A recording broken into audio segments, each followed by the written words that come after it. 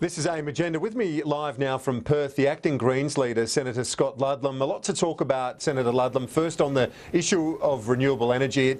I guess in the context of what was announced yesterday, confirmed yesterday, apparently the government decided it several weeks ago now, relating to the Clean Energy Finance Corporation, it shouldn't really come as much of a surprise to anyone, given that they'd wanted to get rid of it, and in fact that was an election promise.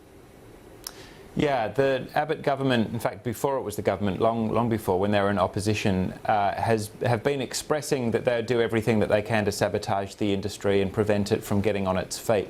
It's still, I think it's absolutely despicable, but you could certainly argue that it's consistent with long-held views. And I guess that their argument, though, is that they're not seeking to handicap the industry, rather that the industry now can stand on its own 2 feet through small and medium-scale solar and also through wind power. They've done everything possible to obstruct the industry, and to the extent to which the industry has been able to get on its feet in the last couple of years, it's been despite the government, not because of it. They've done everything that they can to try and kneecap it and prevent it from getting up. And the Clean Energy Finance Corporation isn't an industry development body as such. It's not a grants body like ARENA, which the government has also slashed funding from. It's there to develop, get industry commercialised and get it built and expanded as rapidly as possible.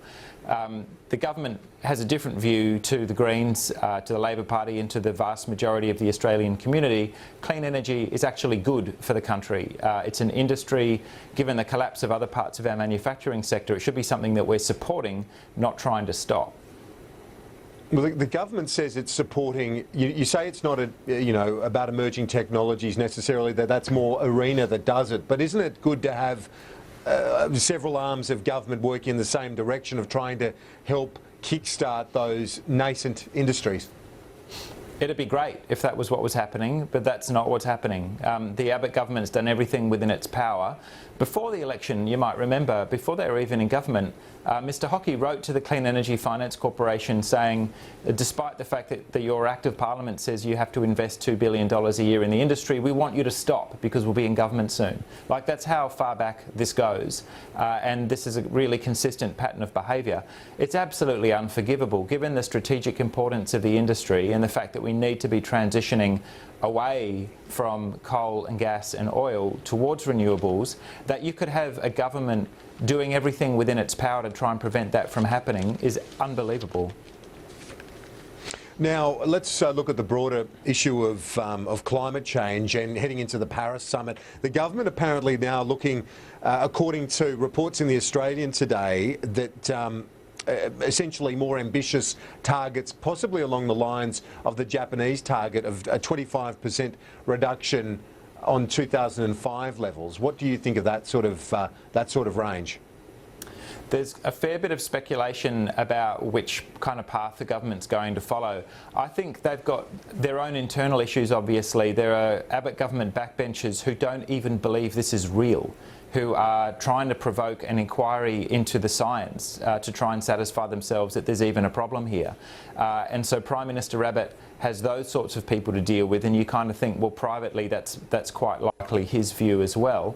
Whether they choose targets that are more aligned with where the Japanese government lands, or where the Canadian government lands, or more likely Saudi Arabia, what we're going to be looking for isn't just an increased level of ambition, but how they plan to hit those targets when they're doing everything that they can to prevent the transition from happening.